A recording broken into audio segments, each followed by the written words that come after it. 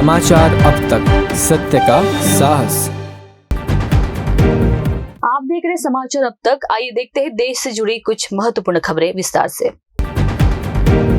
कांग्रेस अध्यक्ष मल्लिकार्जुन खड़गे ने देश में शिक्षा की स्थिति को लेकर शुक्रवार को मोदी सरकार पर निशाना साधते हुए कहा कि भारत 2024 में अपने छात्रों के लिए न्याय सुनिश्चित करेगा। उन्होंने सोशल मीडिया मंच एक्स पर पोस्ट किया, भारत को अमृत काल से ज्यादा शिक्षा काल की जरूरत है। खड़गे ने वार्षिक शिक्षा स्थिति रिपोर्ट SSER का हवाला देते हुए कहा, 2024 में भारत अपने छात्रों के लिए मोदी सरकार से न्याय सुनिश्चित करेगा, क्योंकि शिक्षा पर उसका रिपोर्ट कार्ड घोर विफलता के साथ चिन्हित है।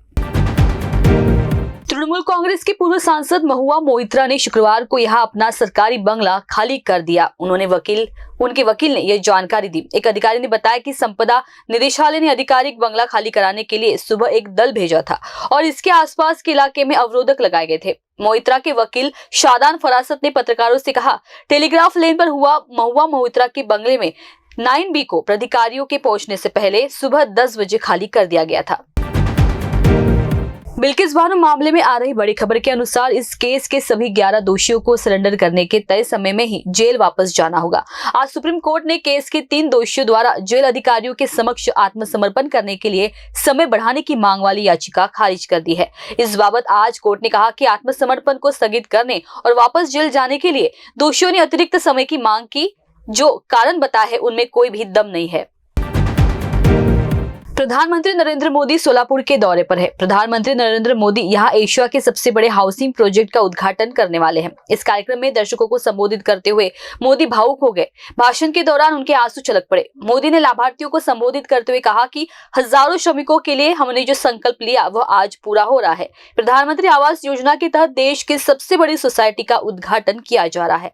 मैंने स्वयं यहाँ जांच की। उस वक्त मैंने सोचा था कि जब मैं छोटा था तो काश मुझे भी बचपन में इतने खूबसूरत घर में रहने का मौका मिलता।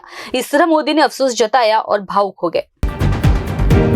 देश में भारत सरकार ने कोचिंग संस्थानों की बढ़ती मनमानी और छात्रों की आत्महत्या के मामले के मद्देनजर नए नियम जारी कर चौंका दिया है, जहां पर अब 16 साल से कम उम्र के बच्चों को संस्थानों में प्रवेश की अनुमति नहीं होगी और अगर कोई संस्थान सरकार के नए नियमों का पालन नहीं करते हैं तो जुर्माने का भी प्रावधान किया गया है।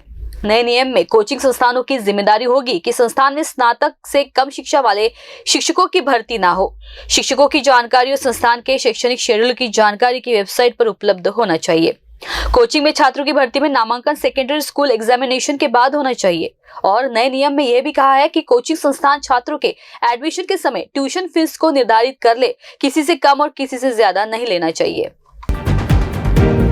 जहां अयोध्या में रामलला की प्राण प्रतिष्ठा में अब बस कुछ गिनती के ही कुछ दिन रह गए हैं। इसी बीच अब 5 सुप्रीम कोर्ट के वो जज जिनके ऐतिहासिक फैसले के बाद अयोध्या में राम मंदिर बनने का रास्ता साफ हुआ था, उनको भी क्या राम मंदिर के प्राण प्रतिष्ठा कार्यक्रम में आमंत्रित किया गया है? इस चर्चा के विषय में अब पूरी तरह स्पष्टता आ चुकी है। अयोध्या में आगामी 22 जनवरी के समारोह के लिए आमंत्रित किया गया है। इस लिस्ट में सुप्रीम कोर्ट के उन 5 खास जजों के भी नाम शुमार है जिन्होंने राम जन्मभूमि के पक्ष में अपना फैसला सुनाया था।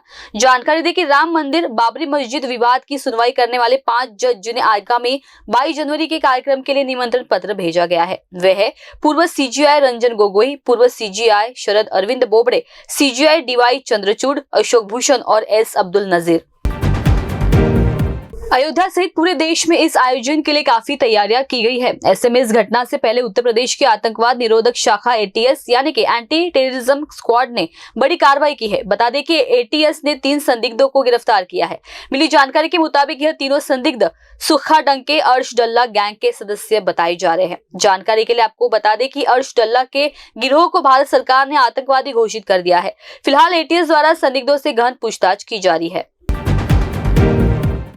इजराइल और हमास की जंग ने जहां पर पूरी दुनिया को हिलाकर रख दिया था, वहीं पर इस दौरान कई दिल दहला देने वाली खबरें भी सामने आ रही है। इस बीच ही इजराइल ने अपने देश की अर्थव्यवस्था को सही करने के लिए भारत से मदद की गुहार लगाई है। यहाँ पर जंग के दौरान कुशल श्रमिकों की कमी हो गई थी।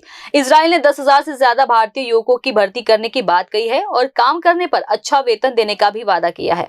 बता दें कि हरियाणा में देश भर से कई युवा भर्ती प्रक्रिया में पहुंच रहे हैं और यहाँ आलम ऐसा है कि भीड़ की स्थिति बनी हुई है। आज के लिए बस इतना ही। आप देखते रहिए समाचार अब तक। धन्यवाद।